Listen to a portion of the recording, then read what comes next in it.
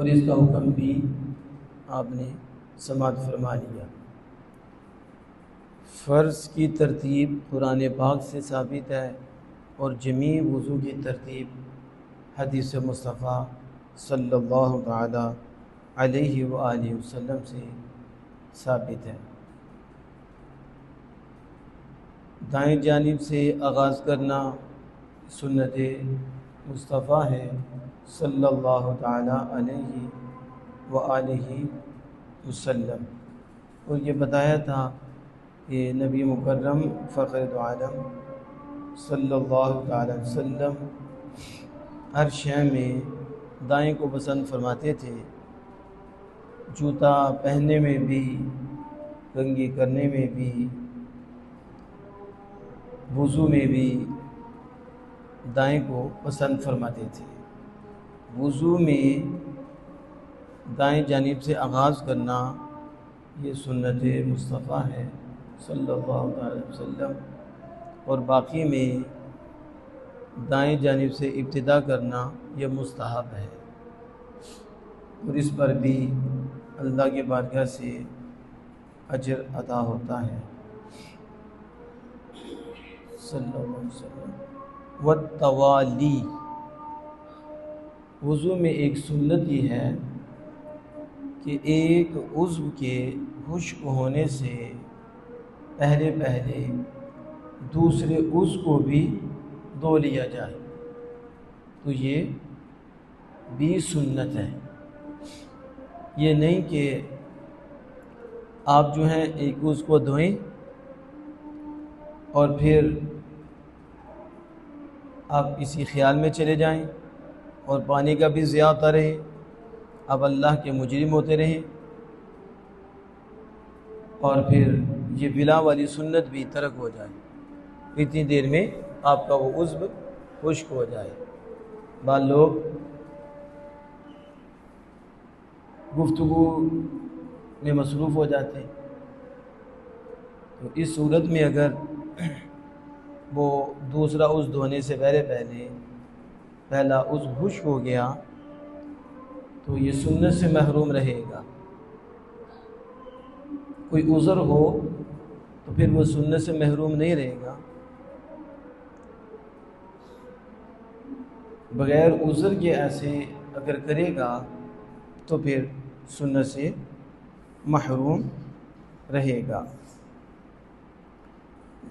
اب اس کا اندازہ کیسے لگایا جائے کہ پہلے عضو کے خشک ہونے سے پہلے دوسرا عضو دھو لیا جائے، تو یہ سنت ولا کو وہ پیدر پہ جو وضو کرنا ہے اس کی سنت کو پا لے گا۔ تو کہتے اس میں ہوا کے معتدل ہونے اور جسم کے معتدل ہونے کے ساتھ ہی یہ اندازہ لگایا جائے گا، یعنی ہوا بھی معتدل ہو اور بدن بھی معتدل ہو۔ اگر ہوا تیز ہوگی تو یہ جلدی خشک ہو جائے گا، تو اب کیا دوسرا عضو بھی دھویا نہیں گیا تو پہلا خشک ہو گیا، تو اس نے یہ سنت کو پا لیا؟ تو کہتے ہیں ہاں پا لیا ہے، کیونکہ اس میں ہوا جو ہے اعتدال سے زیادہ تھی، تو جب ہوا اعتدال سے زیادہ ہے تو پھر خشک بھی ہو جائے پھر بھی اسے یہ سنت عطا ہو جائے گی اور اس سنت کا ثواب اسے مل جائے گا۔ یا پھر جسم بڑا گرم ہے، اعتدال سے بڑھ گیا، وہ پانی ڈالتا ہے اور ایک اس دھوتا ہے تو دوسرا دھونے لگتا ہے، تو اس کے دوران ہی یہ خشک بھی ہو جاتا، کیونکہ اب گرمی زیادہ تھی اور اس کی شدت زیادہ تھی جس کی وجہ سے یہ خشک ہو گیا ہے۔ تو اس وجہ سے بھی اس کو ولا کی سنت کا ثواب ملے گا اور یہ سنت اس کی ادا ہو جائے گی۔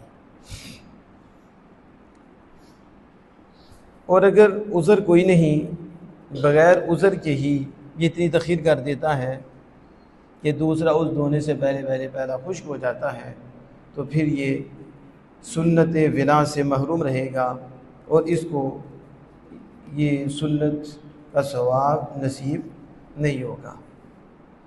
دوسری سنت جو اس کی ہے وہ ہے مسح الرقبہ، یعنی ادھر آخری ہے، گردن کا مسح کرنا، اس کا مسح کرنا، رقبہ کسے کہتے ہیں؟ اونچی بولو، گردن کو، کس کو؟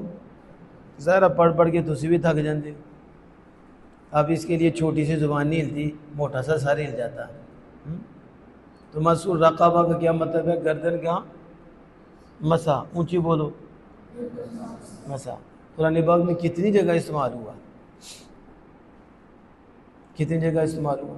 فکو رقبہ، فکو رقبہ، گردن کا توڑنا، گردن کا آزاد کرنا، یہ ہوتا ہے غلامی سے نجات مل جاتی ہے تو غلام ہوتا ہے، تو رقبہ گردن کو کہتے ہیں۔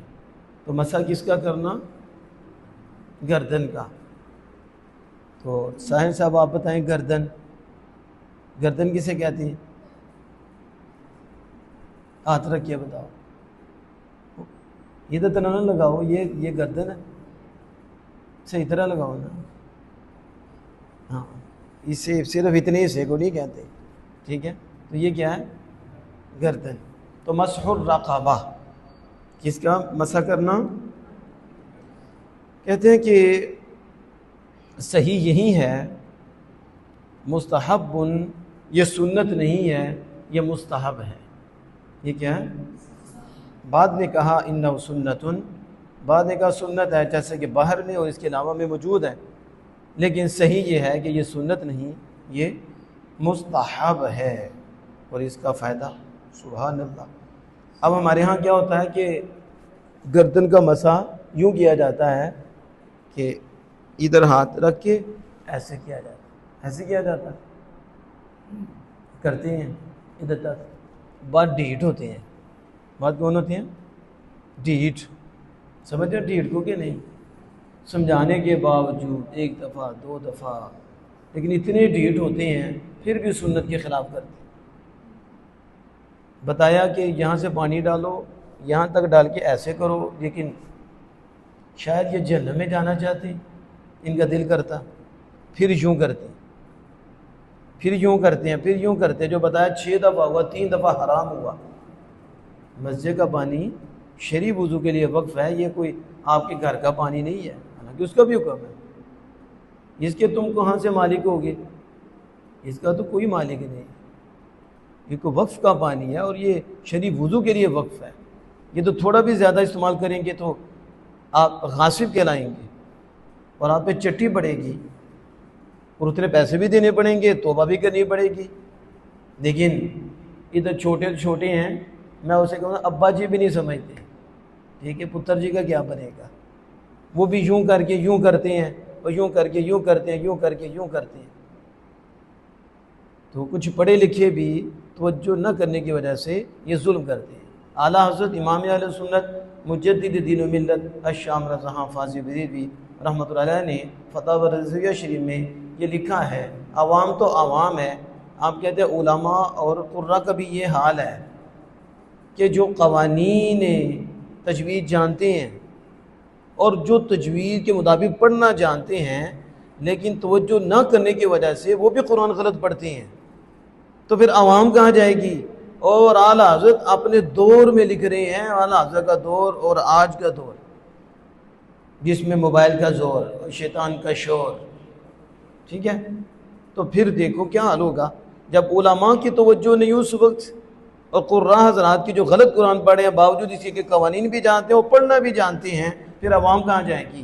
اس لیے جب آپ ایسا کام کرو گے جو طلباء ہیں، تو پھر مجھے بتاؤ وہ عوام کہاں جائے گی؟ وہ آپ کو ہی دیکھے گی نا، کہ آپ سیکھ کر بھی یوں کام کر رہے ہیں جیسے آپ جاہل ہیں اور آپ کو پتہ ہی نہیں۔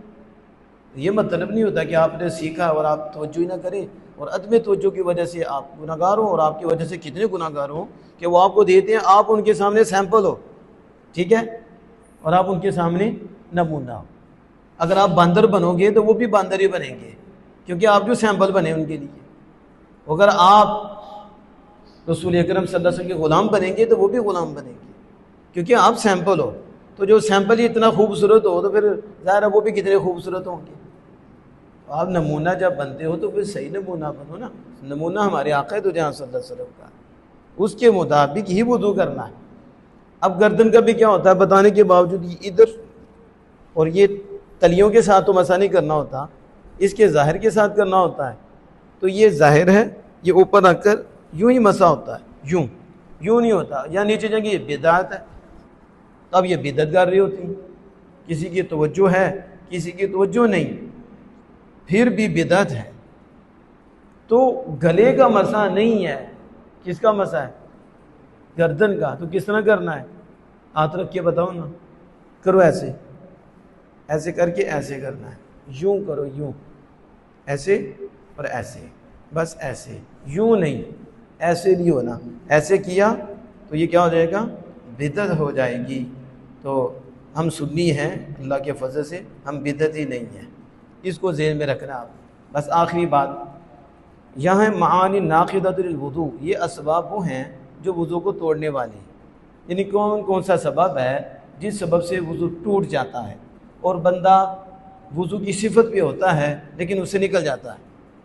ایک صفت ہے کہ وہ باوضو ہے، پاک ہے، لیکن کچھ چیز ایسے واقع ہوتی ہے جس سے وہ اس صفت پہ باقی نہیں رہتا، بلکہ کہا جاتا ہے اب یہ ناپاک ہے. اب کیا ہے؟ اب یہ نماز بھی نہیں پڑھ سکتا، اب یہ قرآن پاک کو بھی چھو نہیں سکتا، اب یہ طواف نہیں کر سکتا. یعنی کیونکہ جو طواف کے لیے صفت چاہیے یا نماز کے لیے چاہیے یا قرآن پاک کو چھونے کے لیے چاہیے، اس صفت پر یہ نہیں ہے، اسے بے بوز کی لاحق ہو چکی ہے. اور اس کے ہاں ایک وہ سبب ظاہر ہوا ہے جس سے یہ وضو پر نہیں رہا اور وضو اس کا ٹوٹ گیا ہے. کل ما خرج من السبیلین، کہتے ہیں کہ جو وضو کو توڑنے والا سبب ہے اس میں پہلا سبب یہ ہے کہ ہر وہ چیز جو سبیلین سے نکلے وہ وضو کو توڑ دیتی ہے. سبیلین سے جو چیز نکلے وہ کیا کرتی ہے اور بندہ وضو پہ نہیں رہتا. ایک سبب ہے. سبیلین، سبیل کہتے ہیں راستے کو، اور اس کا تسنیہ سبیلین. تو دو ہی راستے ہیں، آگے اور پیچھے، یہ دو راستے ہیں. دونوں راستوں سے جو چیز نکلتی ہے اس سے کیا ہو جاتا ہے؟ یعنی بول اور براس، پیشاب اگلے راستے سے، پخانہ پیچھے راستے سے. تو اس سے نکلنے سے کیا ہوگا؟ وضو پہلے وہ اس صفت پر تھا کہ جس سے نماز بھی پڑھ سکتا تھا اور قرآن بھی چھو سکتا تھا، طواف بھی کر سکتا تھا، لیکن جب پیشاب خارج ہوا تو اس صفت سے نکل گیا. یعنی اب وہ نماز پڑھنے پر بھی قادر نہیں ہے، قرآن چھونے پر بھی قادر نہیں ہے. وجہ کیا بنی؟ وجہ یہ بنی کہ سبیل سے پیشاب کا نزول ہوا ہے، پیشاب اترا ہے، جس سے اس کا وہ وضو ٹوٹ گیا اور وہ اس صفت پر باقی نہیں رہا. یا پہانے کا خروج ہوا ہے تو اس پر اس کا وضو باقی نہیں رہا. لیکن انہوں نے قید لگائی ہے. قید کیا لگائی؟ کہا کہ کل ما خرج من السبیلین ای من السبیل المتوضئ الحی، وضو کرنے والا زندہ ہو. کون ہو؟ سمجھ آ رہی ہے؟ وضو کرنے والا یعنی زندہ وضو کرنے والے کے دونوں راستوں میں سے کوئی چیز نکلے. زندہ وضو کرنے والے کے